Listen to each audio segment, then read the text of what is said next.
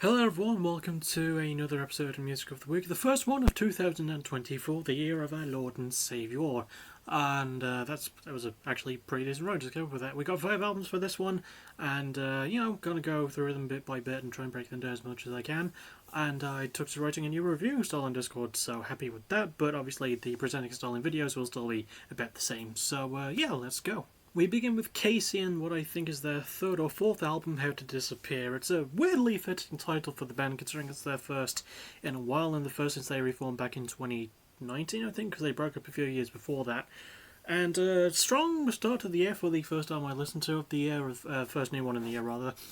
B+, I do apologise if I'm slightly sniffly. I don't know why I am. I don't have a cold or anything. I just have a bit of a runny nose for some reason. I think it's just because I'm cold, because it's a really cold day. But, B+ for this one. Solidly layered post-hardcore emo. I am slightly familiar with them because I did react to one of the singles that they dropped.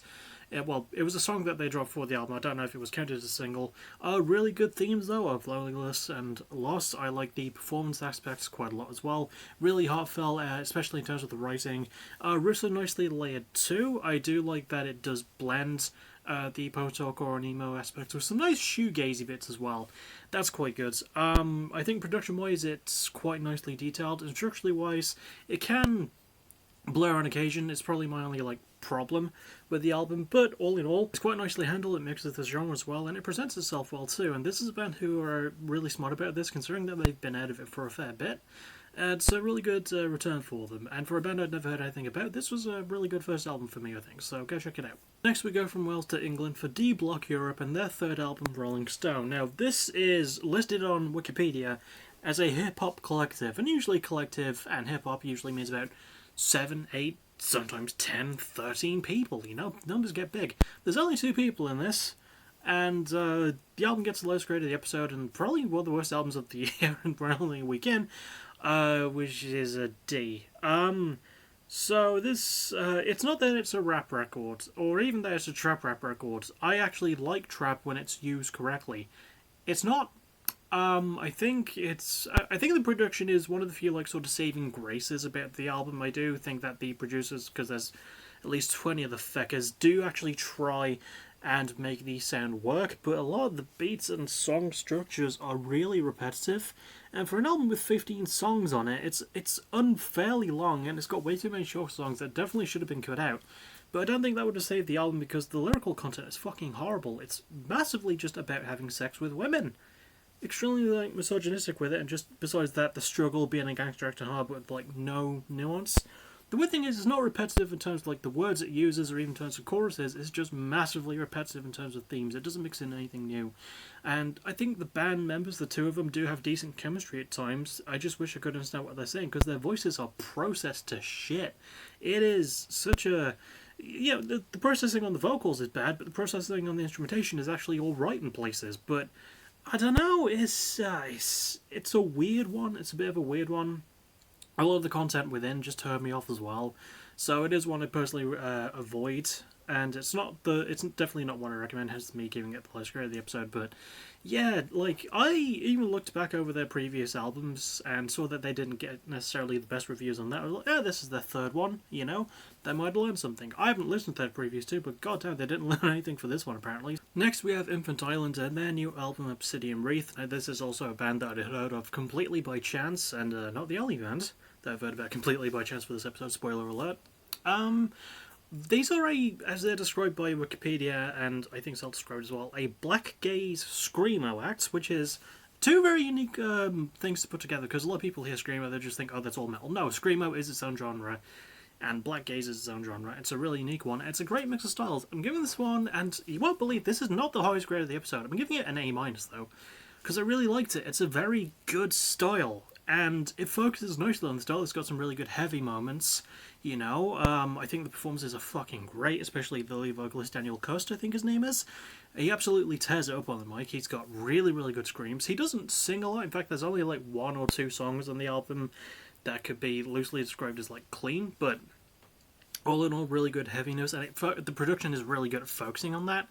And structurally wise, it again can slightly repeat, but it's still really nicely handled. I think where it suffers more is from an emotional aspect. I didn't really feel anything deep when I was listening to it, and I know that like emotions should, there is a place for it, but like I'm a very emotional guy, and I do feel like they were lacking a bit of vulnerability on this one. I can acknowledge that it's a really good album, but I didn't feel a whole lot for it, the same way I didn't really feel anything connecting me personally to Sleep Token's last album, Great album, but it just didn't get me here, And I gave that album an A, and that still didn't make my top 30. It didn't even make my honorable mentions of last year, so, this is really good, though. I don't know if it'll be in the top 30 list, because, again, this is still the first week, but, enjoyable, really good. Good where it matters, and if you like just heavy Black Gaze Screamo, I recommend giving it a spin. Next we have another bit of a strange one, because it's my one of my favourite bands, and it's Project 86 and their new album,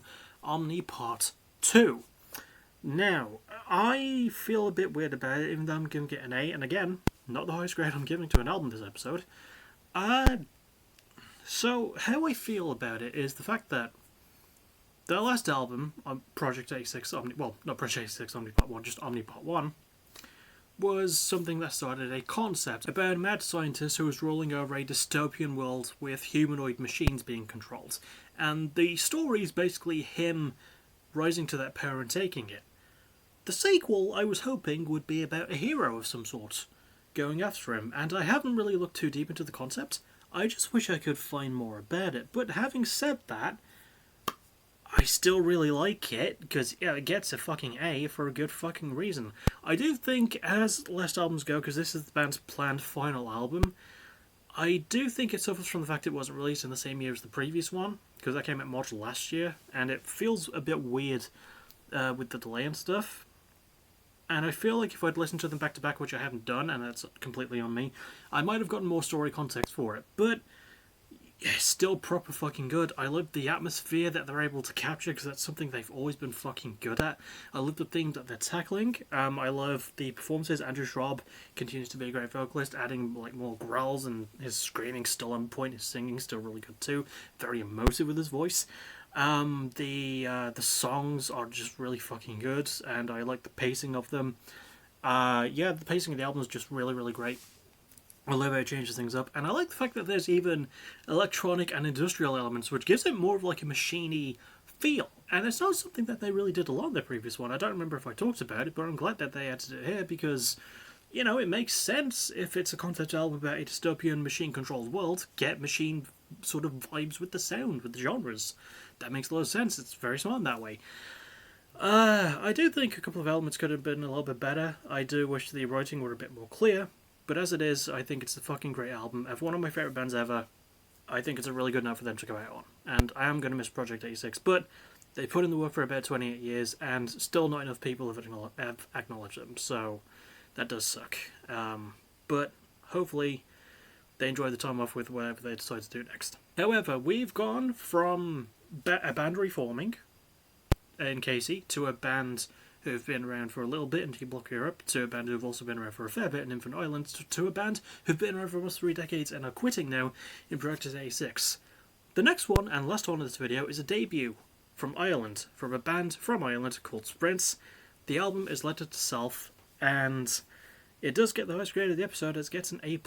And honestly, this one came the fuck out of nowhere. I actually heard a snippet of this, completely by accident, while I was looking for music together for this week, and I was like, alright, it sounds okay. I heard a snippet of one of the songs, I'll add it on, and I thought, because it's like an underground thing as their debut album, and it's a garage punk, post-punky indie punk act, I thought, not a lot of people are going to pay attention to this works well with my hipster sensibilities. And then, over the past weekend, it drops, and mainstream publications are giving this thing so much critical acclaim, and I was like, oh, I might not like it now. But then I listened to it, and I fucking do. I love it so much. So, the instrumentation is brilliant. It's so well built up. It mixes the styles so wonderfully. The guitar work is on point. I love the bass work too. The drumming is really good. I love the more focus on the garage and indie aspects of it, but they're working enough posty elements for it to really stand out within its field. And again, this is a debut. They've released 2 EPs before this, but this is a full-length debut, only like 5 years into their career. It's weird to think how they just fucking sprung it on us. The lyrical themes are fantastic, with themes of abuse and hope and trying to find a good mental state in the fucking world we're in. The performances are fucking great, especially lead singer Kate Chubb, which is a very unfortunate surname. But really, really good fucking work from the band, just showcasing so much chemistry and passion for what they do, so much energy as well. The production's really great too. I love how organic everything feels. It just marries to the sound so well. Very brilliantly textured. I do think, and this is the only segment I didn't give an A+, but I gave an A, was the structuring. The reason I only gave it an A was because I do feel like it peters out towards the last two songs. An argument could be made for the last three, but the last two songs don't. They feel they could have been a bit earlier in the album, and it doesn't really have an epic send-off. But a lot of the shit before that is great, and most of the pacing's really good, just fantastic build-up into, like, the crash, like, halfway through. It does that for a fair few of the songs, but it doesn't overdo it, but there's one song that stands out, which I'll put on screen right now in text form, because it's fucking brilliantly handled. A lot of this album is just great, and again, for a surprise out of nowhere thing, this is an early consideration for Album of the Year for me. At the very least, it could be top 10 worthy. I don't know. It's one thing I'm going to have to spin back, and I've probably listened back to this one the most. Yeah, fuck. Really good. Really goddamn good, and definitely the one I recommend the most, so go check it out. And that'll about do it, so I'm going to do two things before I do the ranking system. First of all is my favourite song from the album review, because I always put my favourite song, and my favourite album cover. My favourite song was the one I was alluding to earlier, which I'm not putting in text form, or although I'll have edited something in text form by that point, but it was Shadow of a Doubt from Letter to Self by Sprint. Fucking brilliant build, the crash into the big moment halfway through. Mwah, love it, chef's kiss. And favourite album cover, even though it's my least favourite album of the past week, I did like D Block Europe's album cover for some reason. I don't know, it was just a really cool shot, and I like the purple lighting. It just looks kind of dope. I like that they're completely in shadow. It's a good design. And now for the ranking system from bottom to top, but again, as always, listen to all these in whatever order you want. But from bottom to top, D Block Europe with Rolling Stone, Casey with How to Disappear, Infinite Oil with Obsidian Wreath, Project 86 with Omni Part 2, and Sprints with Letter to Self. But as always, again, go and spin all these, formulate your own opinions, because that's what makes this shit and this life, and hopefully this year, interesting. Not to say it hasn't been already, because Jesus Christ, we're almost like halfway through 2/3 of January, and we've been hit with so much stuff. It's gonna be wild. That'll about do it though. The next thing I'll see if it will be tomorrow for a probably a reaction video, although I might do a vlog explaining something that I'm going to go into briefly. So I've had to make major changes to my pay-per-view schedule for my EFED so that it will fit a more consistent thing. You know, I think I'll do the vlog tomorrow, and I think I'll do the reaction on Saturday. That sounds more reasonable. But the reaction is going to be a good one. I'm looking forward to doing that. But I'll see you all tomorrow for that, for the vlog, and for the return show after Capture the Crown, which is a great show.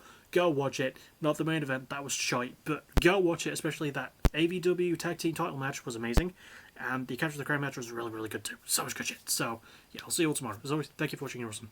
Bye-bye.